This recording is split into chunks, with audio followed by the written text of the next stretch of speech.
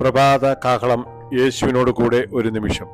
വിലാപങ്ങളുടെ പുസ്തകം 3-ാം അധ്യായം 57-ാം വാക്യം.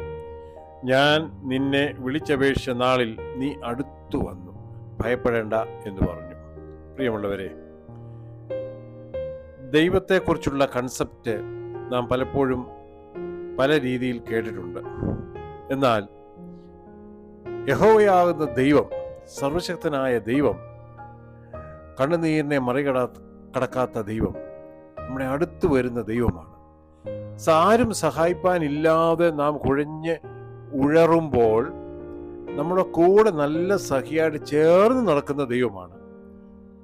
നമ്മളോട് കൂടെ ഇരുന്ന് നമുക്ക് കടന്നു പറ്റാൻ കഴിയാത്ത ദുർഘടങ്ങളിൽ നമ്മളെ കരങ്ങളിൽ വഹിച്ച് മറുകര എത്തിക്കാൻ നമ്മുടെ ദൈവത്തിന് സാധിക്കും.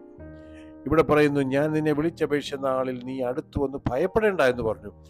അതായത് അടുത്തു വരുന്ന ദൈവവും ഭയപ്പെടേണ്ട എന്ന് പറയുന്ന ദൈവവും നമ്മുടെ ദൈവമാണ്. വിശുദ്ധ വേദപുസ്തകത്തിൽ ഏകദേശം 365 പ്രാവശ്യം ഭയപ്പെടേണ്ട എന്ന് പറഞ്ഞിട്ടുണ്ടെന്നാണ് പറയുന്നത്.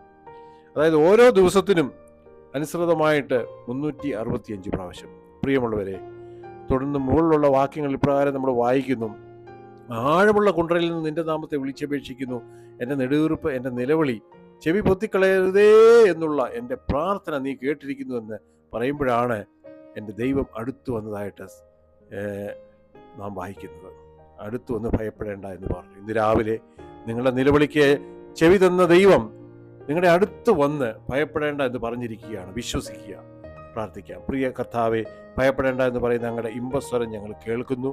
ആ സ്വരത്തിന് ഞങ്ങൾ ചെവി തരുന്നു. അങ്ങ് കൂടെ ഇരുന്ന് ഞങ്ങളെ ധൈര്യപ്പെടുത്തുന്നതിനായിട്ടും ബലപ്പെടുത്തുന്നതിനായിട്ടും സ്തോത്രം. യേശുവിൻ നാമത്തിൽ തന്നെ ആമീൻ.